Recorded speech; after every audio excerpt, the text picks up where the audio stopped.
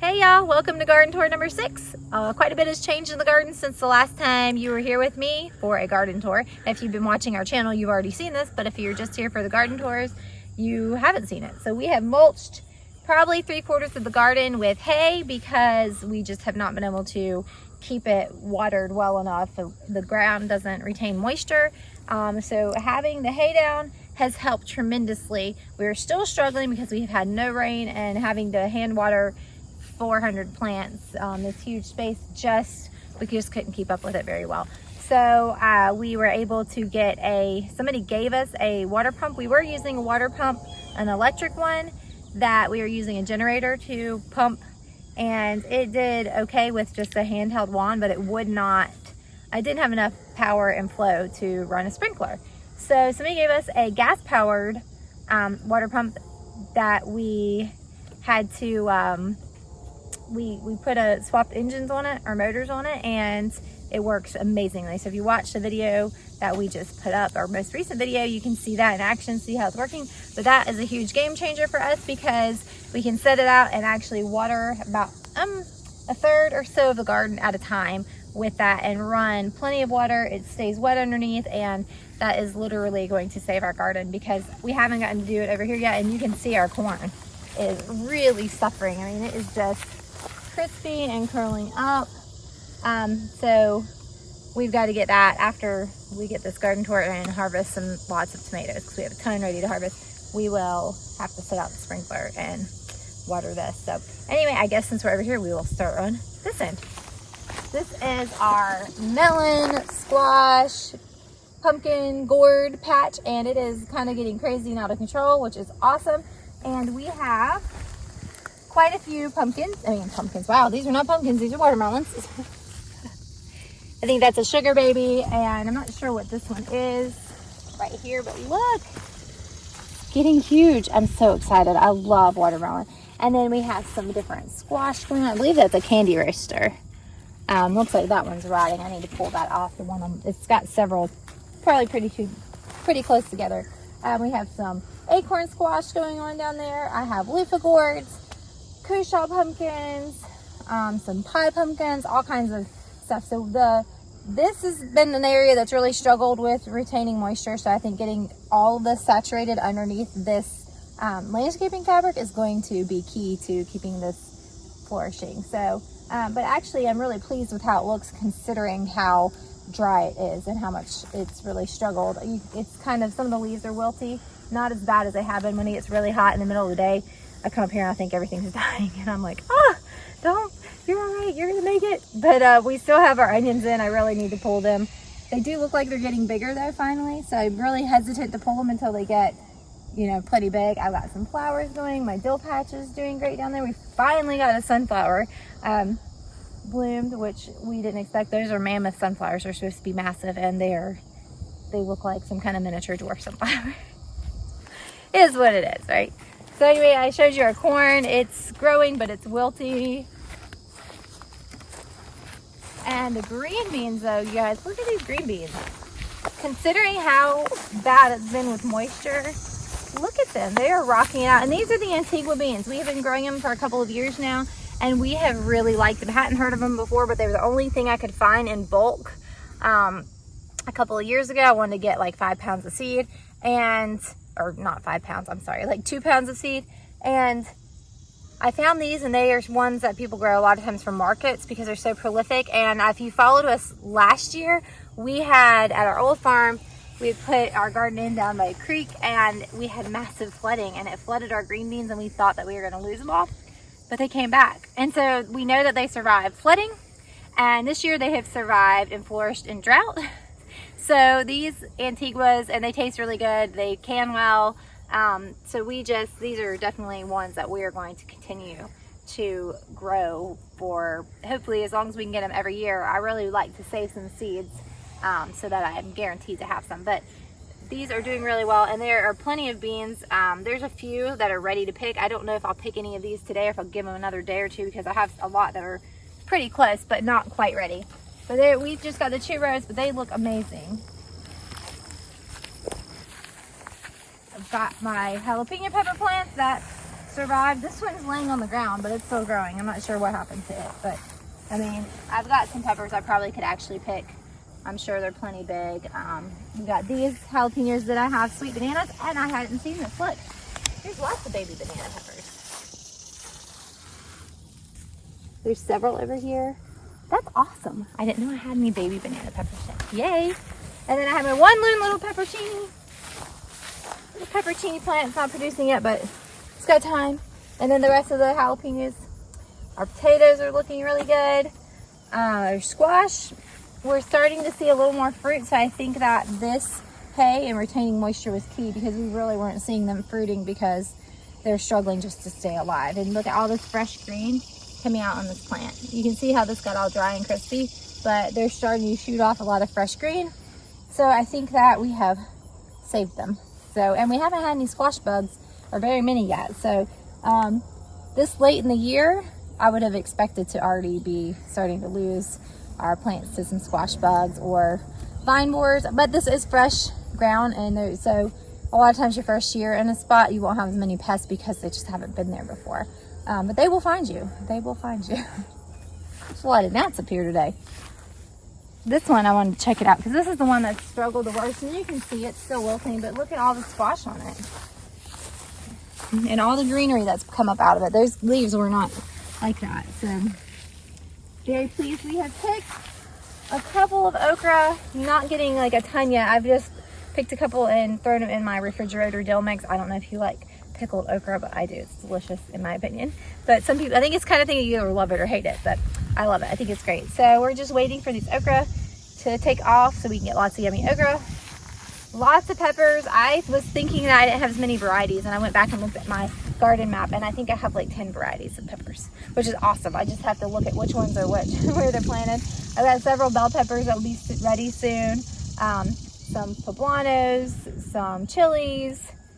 We have our ground cherries down there, which we love, and we usually just pick them. They have their husks, and when they dry and fall off, they're ready, and we usually just pick them up off the ground underneath and eat them all before we even get them back to the house. So I always wanted to try something like preserving them or making a dessert with them, but we never get enough.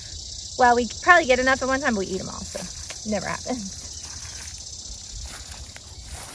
I'm doing what I tell the kids not to do, walking through the rows, but I'm much more careful than they are with where I put my feet. All right, so our cucumbers are looking better. You can see we're getting some fresh growth. We did have some issues with where we did water them. I think they burnt a little bit in the sunlight, but like Derek said in our last video, we were in a position where it was the only time we had to water it was either let them shrivel up and die from the heat and no water, or go ahead and water them during the sun and just hope that they did okay. So I think that they'll be all right. They definitely have a little bit of damage, but I think they'll be okay. And look, this one was hiding down there. I didn't see it. That's a little bigger than I'd like. But I'm just gonna go ahead and pick these. We've been trying to make some pickles. We have refrigerator pickles, and I can 5 quarts. And I was kind of concerned that I wasn't gonna end up getting a lot more cucumbers because of the because they weren't really putting off any more blooms. But as you can see, they're starting to put more blooms off. So I really think that this mulching, we also fertilized them with goat manure, and I think all of that together is really going to bring them back and help us to be able to get a good big harvest, because I'd be sad if all I got was 5 quarts of pickles to get me through a year. That would be bad. All right, so our tomatoes are doing pretty good. They definitely have struggled with the lack of water. We've also had a strangely hot summer. It's been a lot hotter than normal, above average, but they're doing really well. They're putting off a lot of tomatoes. We've gotten probably a bushel, I would say, of tomatoes so far. We're going to start preserving them. I need to actually do that today. I have a lot down there that need to be dealt with like now. But I have a lot on the vines right now. I'm going to go through and harvest in a few minutes here. They were struggling really bad with leaf curl, and since watering them, most of them have come back pretty well from that. I do think that we got them in, we had a cold spring, got them in late, so their growth was a little stunted. Normally in August I'd have tomatoes up to here, but it's okay because they're still producing and we're getting lots of tomatoes. So I think that overall we're going to end up with plenty of tomatoes, all different varieties, which I love to grow. Every year I'm like, I think I'm going to plant, when I come and transplant. I'm like, next year I'm going to do less. I'm going to track and only plant what we, use and need, because I have like 200 tomato plants right here. And then I go through and I'm getting my varieties, and then I go online on seed websites and start picking new varieties to try next year. And then I was like laughing the other day. I told him, I was like, yeah, I'm probably always going to grow 200 tomato plants because I just can't help myself. But anyway, I've always loved tomatoes since I was a kid. I would just eat tomatoes all the time. And so when we started gardening 10 years or so ago, I was like, that was my thing. I was like, I want tomatoes. I want beautiful heirloom tomatoes. And it's just kind of gone crazy since then. But they look really good. You can see if you look down each row, just the rainbow of colors. We have some orange tomatoes and some pink and red tomatoes. I have white tomatoes. I have my little purple tomatoes. I love these, my favorite. Bless you, cameraman. Bless you. Excuse my cameraman. The pollen count's a little high today. These are our favorites. Well, we love these and the atomic grape, but our poor sad atomic grapes are not doing so hot this year. But I love the blue gold berries, and I know I show you guys every single week, but I can't help myself because they are my favorite. And look, aren't they beautiful? Just the purple and they taste a little bit like heaven. My favorite. So anyway, these are doing awesome, and I'm gonna come through and I'm gonna pick all of them and eat them. That's what I'm gonna do.